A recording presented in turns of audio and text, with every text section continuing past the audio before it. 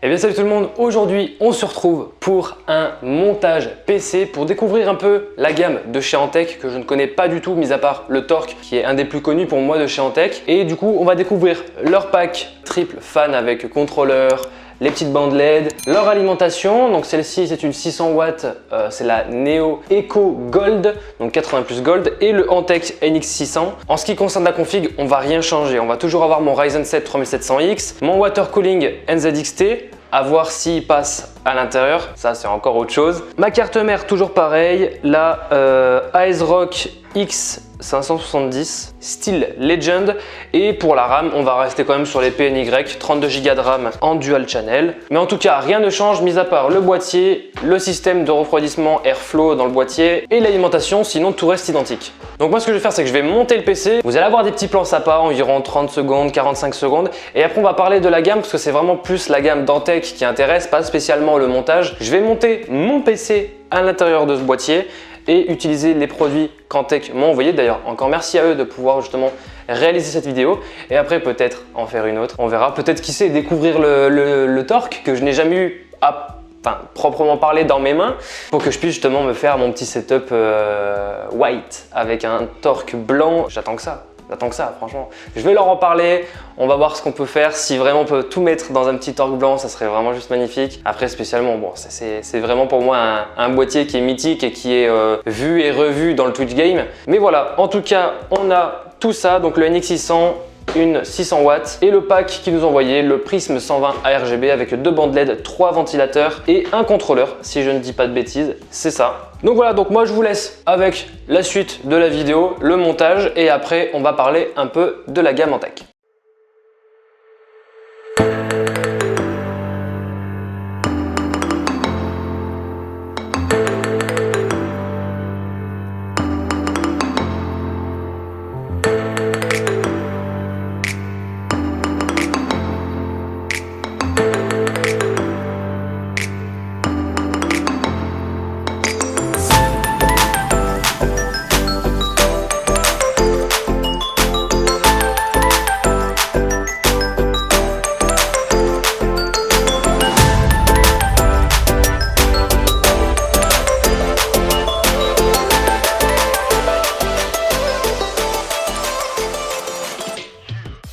Donc les amis, le voici, le NX600 entièrement démonté, donc avec les 2 panneaux latéraux et aussi au niveau de la petite grille du dessus. Je viens de me rendre compte que je ne peux pas mettre mon water cooling NZXT parce que du coup ça va être du 240 sur le haut. Donc je vais mettre, j'ai un autre water cooling, j'en ai un, j'ai un Silent Whoop de chez Be Quiet que je vais présenter d'ailleurs dans une autre vidéo. Donc là ce que je vais faire c'est que je vais tout remonter à l'intérieur de ce boîtier. Et dans tous les cas, je vous reprends quand j'installe l'alimentation.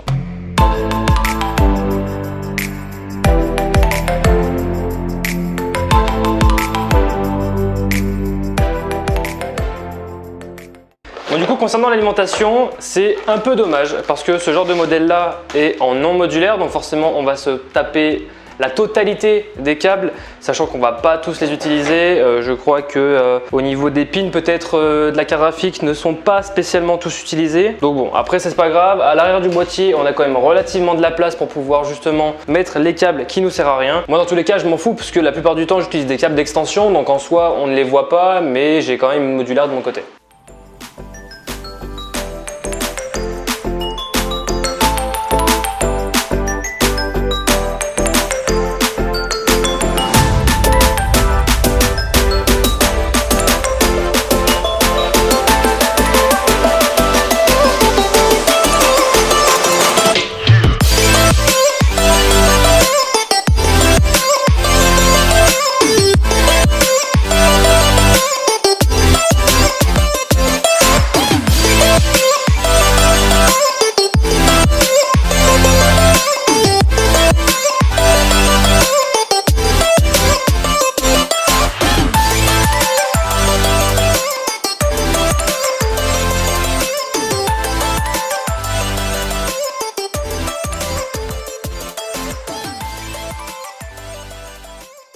Donc du coup les amis, c'est tout bon, on a monté le PC donc avec le boîtier de chez Antec, le NX600. On a des bandes LED qui sont, bon là je les ai mis un peu à la wall again Beast to Fly, je vous avoue, mais au moins ça éclaire tout le dessus et sur le côté aussi ici.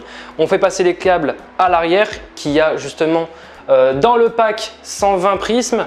On va avoir un contrôleur qui permet de gérer le RGB avec vraiment des centaines de modes. Je les ai pas comptés, mais il y en a vraiment une chier pour vraiment que je retrouve le RGB. Il faut vraiment que j'y aille et que ça prend vraiment du temps parce que c'est vraiment quelque chose où il y a vraiment beaucoup de modes.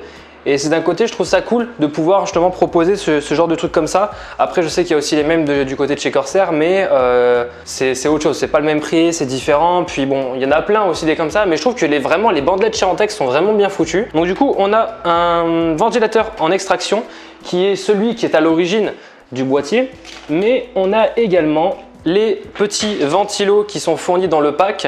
Si vous voulez, je vais vous en brancher un pour que je puisse vous montrer un peu à quoi il ressemble, parce que malheureusement dans le build avec le water cooling, j'ai pas pu mettre les ventilos que je voulais, mais je vais vous montrer à quoi il ressemble quand il est allumé.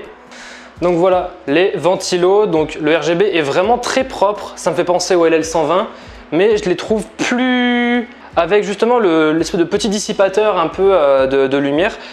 Je trouve que le RGB se voit beaucoup plus et je le trouve beaucoup plus propre. Moi j'aime beaucoup ce genre de ventilo et je pense que je vais même les mettre à la place de mon water cooling actuel parce que je le trouve vraiment très beau. Et pour le prix franchement, je trouve que c'est largement abordable. Surtout qu'en plus c'est des ventilos qui sont vachement, enfin je les trouve très puissants. Ça crache quand même, ça envoie de la patate, au moins c'est sûr que ça vous extrait de l'air. Je le trouve un peu faible par contre celui qui est à l'origine au niveau de l'extraction. Après c'est pas non plus hyper grave, mais je pense que, oh frérot ça fait 2 fois. Un nouveau par exemple, celui du pack, sera beaucoup mieux que celui qui est à l'origine, mais en soi c'est vraiment des très bons ventilos, il n'y a rien à dire. En ce qui concerne le contrôleur, on va pouvoir mettre 5 objets contrôlables, donc ça peut être 5 ventilateurs, ça peut être 5 bandes LED qui sont contrôlables justement depuis le boîtier de commande. Donc on a un simple bouton qui permet de bouger tout simplement les couleurs les couleurs du ventilo. Au moins vous voyez un peu à quoi ça ressemble. Je vous ai un peu, alors j'ai pas fait le cable management derrière pour pas que ça soit non plus un truc de ouf, mais au moins voilà, on peut voir que c'est totalement contrôlable et en fait celui-ci est contrôlable en fait identique à celui des bandes LED. Donc là par exemple on a un contour bleu qui tourne et sur les bandes LED ça va être pareil. Donc c'est vraiment cool que les ventilos soient justement reliés aux bandes LED, comme ça au moins on a vraiment quelque chose qui est, on va dire, uniforme et au moins on peut voir un peu les différents modes qu'on peut avoir. En tout cas vous de votre côté vous les voyez un peu mieux, on va pouvoir rajouter vraiment pas mal de choses. Après forcément c'est de l'entrée de gamme à ce niveau là. On va pas pouvoir le contrôler depuis un logiciel, on va pas pouvoir modifier, enfin je sais pas, enfin ça reste quand même très basique comme produit, mais c'est de la très bonne qualité, il n'y a rien à dire, ça crache vraiment bien. Comme je l'ai dit, celui-là est un peu faible et le truc que j'aime pas trop, c'est que la bande LED soit visible. La bande LED en fait du ventilateur que j'aime pas du tout.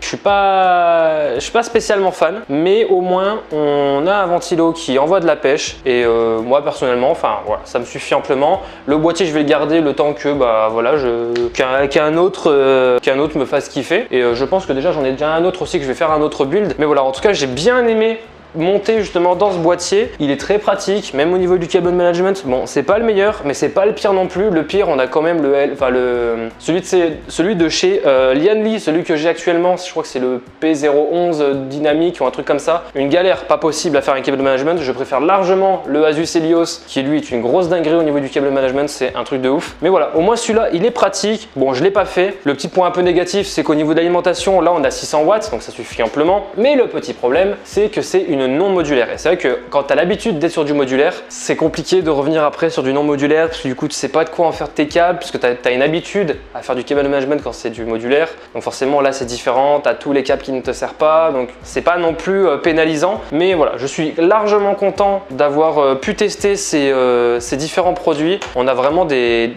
bons ventilos, on a une bonne machine, c'est vraiment de bonne facture. Je trouve que au niveau de la conception du produit, je le trouve très bien. Il y a juste eu un petit truc à la limite qui me déçoit un peu, c'est qu'ici je ne sais pas pourquoi il y a un trou. Voilà, il y a un petit trou au niveau du cache à livre, mais ça après c'est pas non plus hyper grave.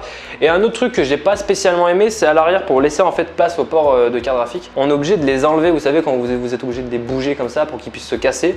C'est pas non plus des racks. Voilà, donc c'est un peu le côté un peu négatif que je peux soulever. Mais sinon, le PC est très bien. Il fait pas énormément de bruit. Bon, avec ce micro là, vous allez forcément l'entendre, mais il y a vraiment zéro problème avec ce boîtier. Au niveau de l'IO-Shield, c'est très propre. Il y a vraiment aucune fioriture, aucun bout qui dépasse. Non, c'est vraiment bien fait. J'ai bien aimé monter dans ce boîtier et même avec une 3070 qui prend vraiment une grande place dans le PC, c'est très lumineux, c'est parfait, elle a sa place, ça se refroidit très bien, il y a un bon airflow. En plus avec le water cooling que j'ai mis, ça va nickel. Après, vous pouvez voir aussi, je crois qu'ils ont sorti un espèce de double ventilateur en tech, un espèce de double ventilo en fait qui sont en un en fait, tout simplement, c'est un 2 en 1. Et ça peut être cool de pouvoir tester ce genre de produit. Mais voilà, j'espère en tout cas que cette vidéo vous aura plu. N'hésitez pas à liker, commenter, surtout à partager et vous abonner.